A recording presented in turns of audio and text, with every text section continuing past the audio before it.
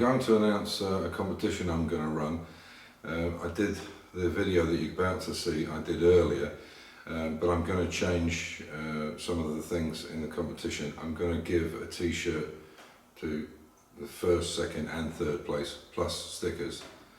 What I will do though is I won't announce the competition, I will just put it up in a video, a normal video. So I only want the answers on that particular video, not this one now, but when I put up a video and I'll say this is the start date of the, or this is where you need to put the answers down. So the idea is that obviously the regular viewers will get a better chance of winning than people who are just popping in to try and win a t-shirt or get a t-shirt. The facts are is I've not even weighed this car yet. I'm going to take it to my local metal dealer who has a weigh bridge, and we'll take it off the trailer and weigh it with the 30 litres of fuel in it and ready to race with both seats in and everything, all the harnesses.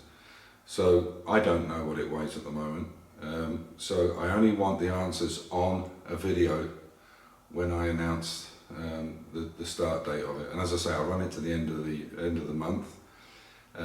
It's open to anybody in the world. I'll get Keith Miller and his wife to send it anywhere in the world that you want it, and all you need to do is give me the size and the answer. Obviously, I doubt very much if anybody's going to get exactly the right weight, but the nearest one to it, the three nearest to it, will win, or if there's two the same. So I will announce on a particular video, not this one, might not be the next one, might be the one after that, whatever. So you'll have to watch in if you want to win one of these t-shirts. So thanks very much, I hope you enjoy the video. Welcome to Classic Car Cave and all the classic car enthusiasts. I'm going to run a little competition, and what I'll do is I'll give you a heads up on what the question is going to be, but I'll run it to the end of the month and I'll do a first, second and third. So the question will be is, what does the track day or the track car, the Mini in the Golf livery, what does it weigh? What's its standing weight? This will be with 30 litres of fuel in it. Obviously the crash frame, roll bar, the carbon fibre front and so on and so forth, plus 2 seats. So the whole thing ready to go racing, what's its standing weight in kilograms? That'll be the question. And as I say, I'll run this to the end of the month. So what I'm going to do is for the first place, I'm going to do a t-shirt, which I will now show you. So there'll be, this is XXL because I'm grossly overweight and I need to cut down before I go racing. So this is the Golf logo, which we're going to use at the track side. There's this one, and then there's this one. So this is in British Racing green with Classic Car Cave on it, and the vehicles that I've got, the Mini XK150 and E-Type. The stickers I've got 2 stickers, different stickers that are limited because the channel has changed its name from Dave Jaguar 66 to Classic Car Cave. But I have a few left if you win, or you're one of the 3 winners. So there's that one, the Dave Jaguar 66 with the BMC logo on it for the car. There's this one, which goes onto the glass, which you'll see in the next clip on the car. And the 2 new ones are these Golf ones, which whatever colour you have underneath it, obviously you can see it in the video now. And then the last one is a simple Classic Car Cave, which goes on the window. So the first one who gets it correct will get a t-shirt of his choice and 2 stickers. The second winner will get 2 stickers, and the third place will get whatever sticker he wants. So any of those 4 stickers you can have. As I said, I'm limited with the Dave Jaguar ones because they're not going to be produced again. And I will put up a link in the video, so if you want to buy any of these t-shirts, if you don't win, you can get them directly from Keith Miller. His wife is doing it. So I'll put the link up so you can do that. And if you want to have a t-shirt made for your own use, you give her an idea, or she will make up an idea and WhatsApp it to you, get your design, get your okay on it, and she will produce them for you. Obviously, the more you have, the cheaper it's going to be, but they're really good quality. The stickers work perfectly. I've just put 2 on this morning on the track car, and they peel away beautifully. There's no problems with them. With some, you can get problems with the letters coming away, but these were really good. So that's going to be the competition. This is the golf racing sticker I got from Keith. So you can have one of those, and this is the classic Car Cave one. And you can either have one of those or the golf racing sticker. I have a few more of these stickers left, which is the Dave Jaguar 66, which won't be produced anymore. So there'll be another part of it. There's only a couple left. And the same with these were limited made, and so I won't be using davejaguar66@gmail.com. We could stay my email address, but these stickers won't be produced again. And there's only a couple of them left as well. So you have a choice. Well, I wanted to give you a quick brief history of some of the cars that I have here. This car here is a Rover 1.3i or SPI, and it's a 94 car, sorry, 1994. Originally this car was British Racing Green with a white top on it. Completely rebuilt the car and modified it slightly as well, so basically the shell is almost brand new. It now has a 1310 cc engine in it. It was bored, new crank, pistons, and an uprated cam as well, fast road cam. So it's pretty nimble, this thing. It's been sat in the garage for a while, so this is really for some of the newer viewers and some people who are not familiar with the background of the channel. So I've been working on this car for some period of time. The last thing I have to do now is get it from British registration onto Austrian registration.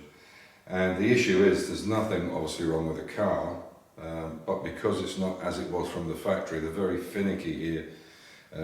If you've got something that's complete stock or factory stock, it's not an issue, but if you start changing steering wheels, this has a motor leader steering wheel on it, it has wider arches, even though these are all mini supplied, and wheels, the paperwork or the red tape or the bureaucracy doesn't, it's very difficult to get over, but it will be done, and it will be driving hopefully before the end of the year. I'm just waiting for a slot to get it in. But I'll show you a couple of things on this that are a little bit different. One of the things that's really different about this car is I did a little exercise to see if it could be done. I was often wondering when people go to IMMs and that, how they get all the gear inside and make it safe. You know, you can put so much behind the back seat, but if the car was to have an accident, it'd be quite dangerous. So I came up with this idea. I certainly, I don't think I'd do it again to somebody else's. It was a lot to work out the geometry of the angles and the hinges and so on, but it is quite neat. It's not finished completely yet, but so basically what happens is it opens side on with the 2 gas struts. So what we're doing, as you can see, that piece is completely filled in there. So this is going to have black or beige trim inside here to finish it off, and we've also got the trim inside as well. These hinges, if you're interested, are from an Audi A4, off the boot of an Audi A4. Again, everything else is pretty much standard. There's a few things. The interior has obviously been, the door is locked. The interior has been upgraded quite dramatically. So you can see in here that it's got the motor leader steering wheel. It's got these the seats and the rear seats, and the dashboard has been upgraded as well. I changed those pods from black to beige to going with everything that we had. So it's very nice inside. I thought the beige looked really nice, and yeah. It's a real nice car. I'll show you the underneath the hood, so you can see what's going on. Excuse me a second. So there you go. There's the engine, basic carb. Everything's been done, brand new. As you can see, that was an SPI. That's an SPI bulkhead. The only reason I left that on there was because of that inertia switch. I wanted to have somewhere to clip it on, but it goes really well. There's no problems with it. This doesn't run on water. It's got Evans coolant in it, which I've been running in my E-Type for about 5 years now or more, and never had a problem with it. So there we are. Oh.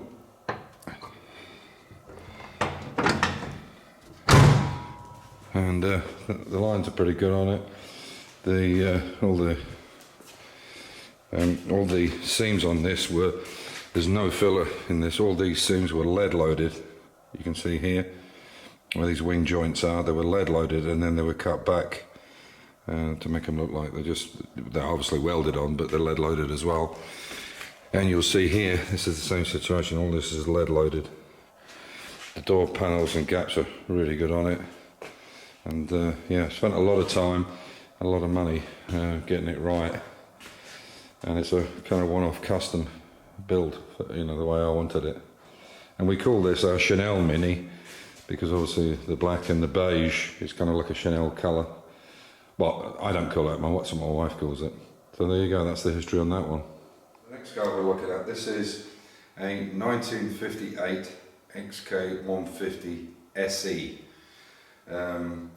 But what I'm going to do with this car, what I have done with this car, is I've changed the cylinder head. I have all the original stuff. It's a matching number car, and it's only the 195th made, which is an OTS, which is open two-seater or roadster. So it's 191, I believe it is, or 192 of the first made. There wasn't many made at all, I believe, around about 1600 in total. So yeah, so it was a very small run on them. This was the first car Jaguar ever made, production car, they ever made with disc brakes all round. The very first car they made was obviously the race car for Le Mans, which was the Jaguar, the D-Type. Had disc brake, but that was only for racing. They did actually make a few, I think, for the road. And this has got a 3.4 litre engine in it. As I said, I've changed the head. It's a high flow head from an E-Type, and it has the triple carbs. This car came with twin issues, and now it has triple. And this is where there was a special edition called the S. So it's an XK150S. Now these S cars, because they're very limited numbers, you know, less than 60 or 80 that were made in the open two-seater, they command really high prices, so basically almost double what a normal XK would be. That doesn't mean that I'm doing this to get more money for this car, because the whole idea is it's a hobby. I enjoy doing it, and we want it as a European roadster because we can put luggage in this car. In the E-Type, you can't do that. So yeah, so I thought I'd uprate it, and there was very little difference between the SE and the S in reality. The S had twin fuel pumps, it had triple carburetors, the high flow head, and that was basically about it. There was nothing else really that was much more different. Some of them had, the later models had the 3.8, which is much more desirable, but the S specification cars were just a better car. The only difference from this car, when it goes on the road, will be the gearbox. It has a T5 5-speed Tremac box in it, because the Moss box was very slow and there's no synchromesh first on them. But I've kept, as I said, I've kept the original head, the original carburetors, the original gearbox, which is overdrive on this particular unit. So if anybody ever wanted to put it back to those specs when I'm not around anymore, I guess they could. But this is a project that I've put off and put off and put off, because we rebuilt a brand new chassis that I bought many years ago. We've rebuilt the engine, rebuilt all the running gear, and all the running gear is good. If you go back on some old videos, you will see me driving this chassis, rolling chassis.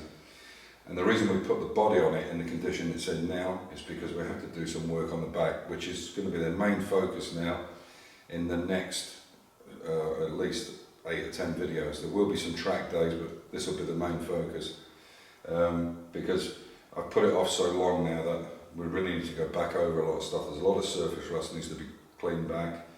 There's a lot of metal work to do in this. So once the car is back together and think all the new panels are welded in place, or mainly welded in place, we'll take it off the chassis, put it back onto the rotisserie and completely re-weld it, but we need to make sure everything's straight.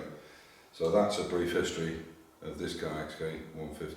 So on the next video I'm going to go a little bit of brief history of this car and the 1966 E-Type Jaguar, which has got a fair bit of history from my side of point of view, because I built the car and restored it myself. I had a little bit of help here and there, but mainly I restored most of it. Unfortunately, I didn't know Amir at the time, which is a great shame. We could have done it quicker. But I'll do a little history of this one and the E-Type, and I have a Mark III mini shell which I'm going to completely rebuild, prime, and get it ready and sell it as a shell. It's a Mark III, it's a 1970 Mark III mini with the twin bolt subframe, or 4-bolt subframe instead of the 2 twin tower bolts. And that will be up for sale, but I'm not putting it together as a car. There's just so much work involved in it. I'm going to sell it as a shell with the paperwork and everything for it, but it's a 1970 Mark III. It's right on the Mark II, Mark III, because it's got the Mark II rain channels on it. So on that note, I hope you enjoyed the video. I hope you'll watch in for this competition, and stay safe, keep the faith, enjoy your hobby. Take care, everybody.